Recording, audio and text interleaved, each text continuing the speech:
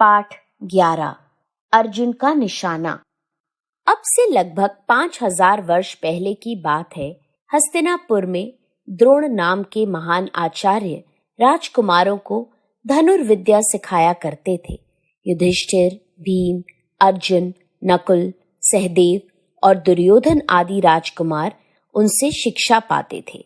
इनमें अर्जुन धनुर्विद्या में सबसे आगे थे। एक दिन गुरु द्रोण ने सब शिष्यों की परीक्षा लेने का विचार किया। वे उन सब शिष्यों को जंगल में ले गए। वहां उन्होंने एक पेड़ के ऊपर एक बनावटी चिड़िया रखी और अपने शिष्यों से कहा, आज आप लोगों की परीक्षा है। आप लोगों को चिड़िया की आंख पर निशाना लगाना है। क्या आप लोग तैयार हैं? सब शिष्य एक साथ बोले, हाँ गुरुदेव, हम तैयार हैं। तब गुरु द्रोण ने सबसे पहले युधिष्ठिर को बुलाया। युधिष्ठिर अपना धनुष बाण लेकर आगे आए और चिड़िया की आंख पर निशाना लगाने के लिए बाण को धनुष पर रखा। तब गुरु द्रोण ने पूछा, युधिष्ठिर, तुम्हें क्या दिखाई दे रहा है? युधिष्ठिर बोले, मुझे तो आप, चिड़िया और पेड़ पत्तियां सब दिखाई दे रहे हैं। गुरु द्रोण बोले, अच्छा, निशाना लगाओ। युधिष्ठिर ने निशाना लगाया, लेकिन वह चिड़िया तक पहुंचा ही नहीं। यह देखकर सब राजकुमार हंस पड़े। इसके बाद गुरु द्रोण ने दुर्योधन को बुलाया। जब वो निशाना लगाने की तैयारी करने लगा तो उससे भी गुरु द्रोण ने वही प्रश्न किया, दुर्योधन, तुम्हें क्या क्या दिखाई दे रहा है?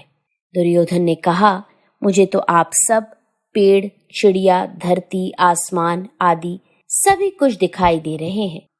द्रोण ने उसे निशाना लगाने की आज्ञा दी। दुर्योधन ने निशाना लगाया, लेकिन वह चिड़िया के ऊपर से निकल गया। गुरु द्रोण ने फिर एक एक करके भीम, नकुल, सहदेव और दूसरे राजकुमारों को बुलाया और सबसे वही प्रश्न किया कि उन्हें चिड़िया के अलावा क्या क्या दिखाई दे रहा है।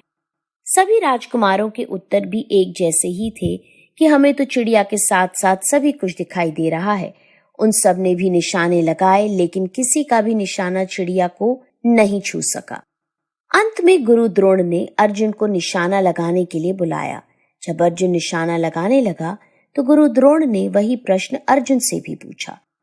अर्जुन बोला, गुरुदेव, मुझे तो चिड़िया की आंख के अलावा और कुछ भी नहीं दिखाई दे रहा है। यह सुनकर गुरु द्रोण मन में बहुत खुश हुए और बोले, निशाना लगाओ। अर्जुन ने धनुष पर बाण रखा, डोरी खींची और दम साध कर बाण छोड़ दिया। बाण सीधा चिड़िया की आंख में जाकर लगा। यह देखकर सारे राजकुमार चकित रह गए।